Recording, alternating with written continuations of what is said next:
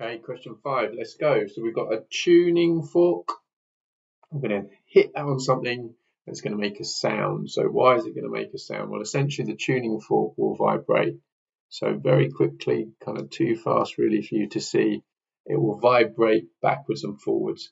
And we need to describe how the vibrating tuning fork causes a sound wave travels through the air. Now you can add to the diagram if you want, but essentially the key idea is that it's going to cause vibrations in the air.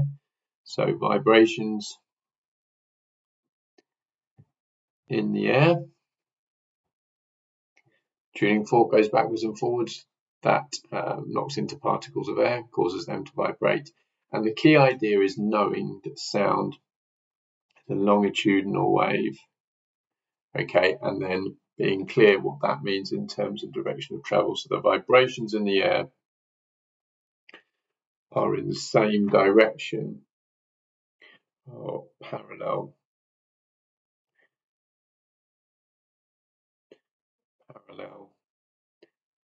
to the direction the wave travels. This is a 2-mark question, and there's your 2 marks. We had this question in one of the class tests we did, so hopefully that'll be helpful for going through that as well. Okay, next, on the face of it, at first seems like it should be a straightforward question. 4 marks were just filling in which type of EM wave or which part of the EM spectrum goes with each one. There's only 7, so 4. Surely this is going to be easy. We've got loads of information, but of course lots of the information is duplicated. So we might look at cooking and communication and get an idea. But what we need to do is look at these size of wavelength or typical size of wavelength. Obviously, there will be a range for each of the types of EM spectrum. So we're looking at this as our key thing because really, well, certainly the first 2 are cooking and communication. The third one's got communication as well. So we need to be looking at the unit. Don't get thrown. Talk to one of you who was thrown by the 900. It's 900 nanometers, and we need to know that nanometers is times 10 to the minus 9. Whereas millimeters is times 10 to the minus 3. So this number is much, much bigger than this number here. And then 150 meters. So obviously that's clearly the biggest. So if we think of the order of the EM spectrum and which ones are going to be used for cooking and communication, it's going to be infrared, microwaves, and radio waves. But we've got to make sure we carefully get that in the right order. Well, I think I've just read that in the right order, haven't I? But because these are the biggest waves, then these ones, then these ones. This is going to be our infrared. Now, I've seen lots of people, so that's 1 mark. This is a 4-mark question. Microwaves.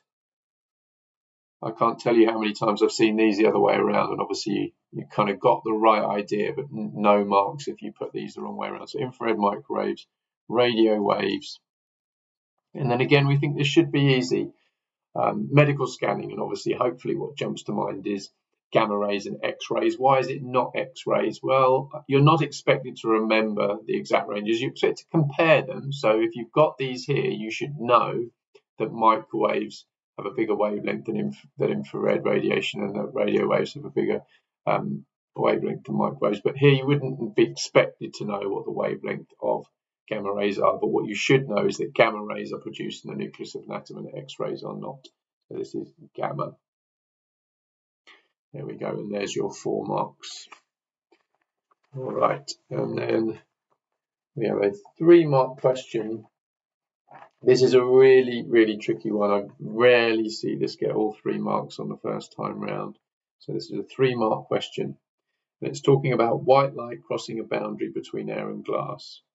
Now, when we've done refraction in class, of course, the theory here is that if we shine a ray of light in an angle, it will hit the glass, slow down.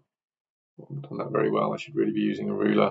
Bend towards the normal, because as it slows down, it changes direction. But we're asked here about white light crossing the boundary and splitting up into the colours of the spectrum.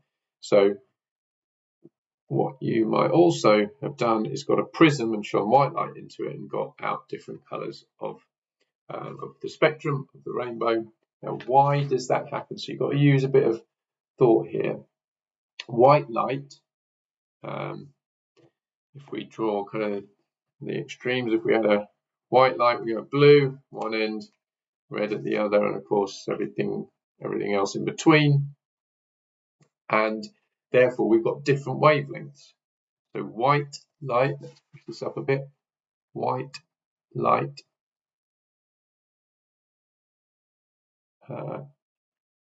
has different wavelengths.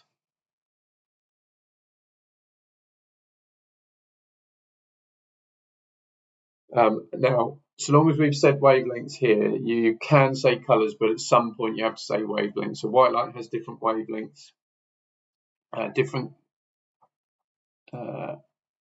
wavelengths, or colours you could say, travel at different speeds.